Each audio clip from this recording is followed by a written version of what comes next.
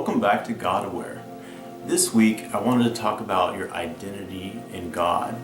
And I wanted to start by looking at a story in 2 Samuel chapter 6. Now, I think most of us know the story of where they're bringing the Ark of the Covenant back into Jerusalem. And David went out and he took off the kingly robe and he stripped down to the priestly robe, the ephod, and he was dancing before the Lord, dancing before the ark coming back. And once the ark was back and he went back to his own home, it says the daughter of Saul, Micah, basically reprimanded him, saying, you've disgraced yourself as king. You're out there dancing in the priestly robe, and you've disgraced yourself. And David had to correct her basically and said, look, I was dancing as a priest before the Lord. In that moment, my true identity was a worshiper unto God. I was no longer the king at that point. I wasn't the ruler of the people. I was dancing before God.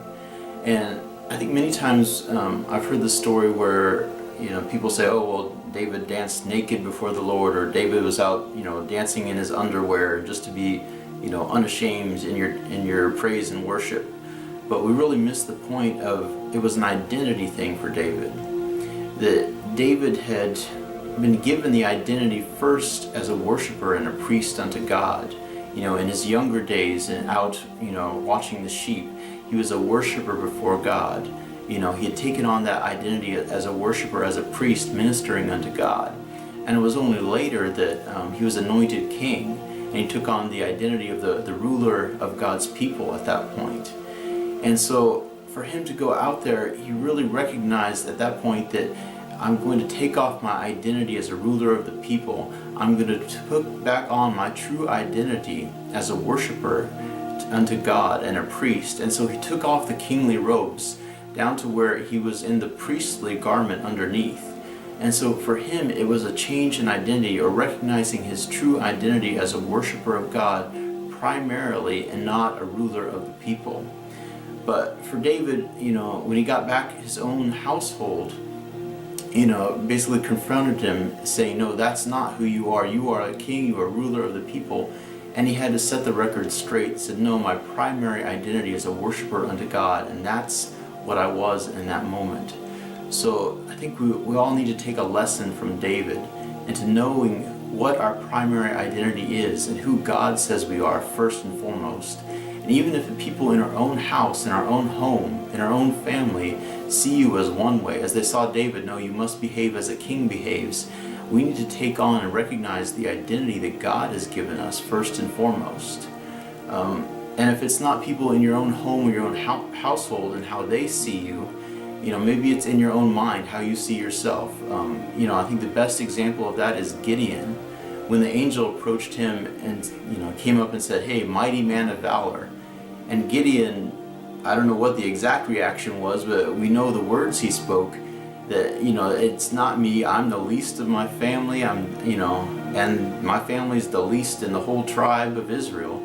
And so he was basically telling the angel, I'm not qualified for what you just told me I am. You said mighty man of valor, but I'm not even close to that. I'm the least of my whole family, and my family's the least in the whole tribe.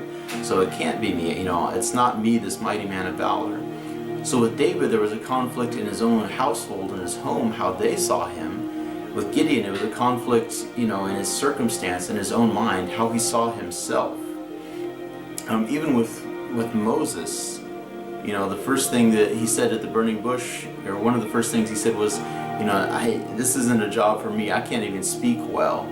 And, we know God's reaction. Okay, you can't speak well. Aaron can come along with you, but I want you to go and speak to the ruler of all of Egypt. So really the challenge for myself and us this week is to recognize who God says you are, what your identity is in God. Not let that be defined by those in your own home who might see you differently.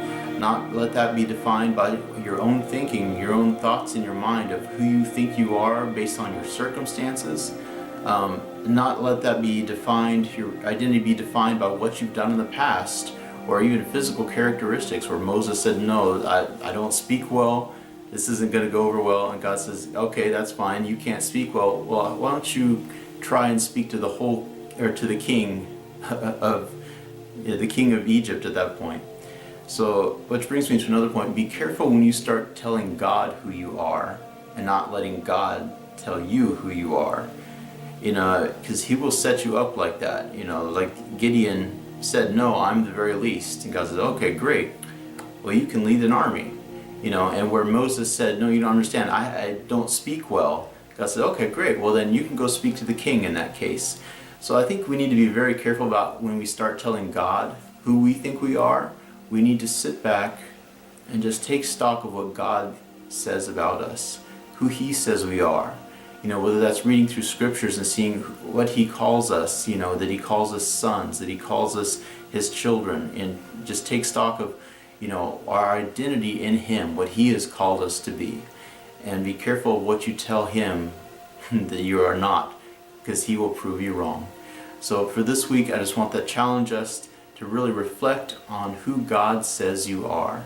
Not to listen to the voices outside, those closest to you, not even to listen to your own circumstances and your own thoughts, but really listen to what the Spirit of God tells you you are and who you are in the Word, because you never know what he might do. Even if you think you have a quiet personality, he may have you start your own YouTube channel. So until next week, God bless.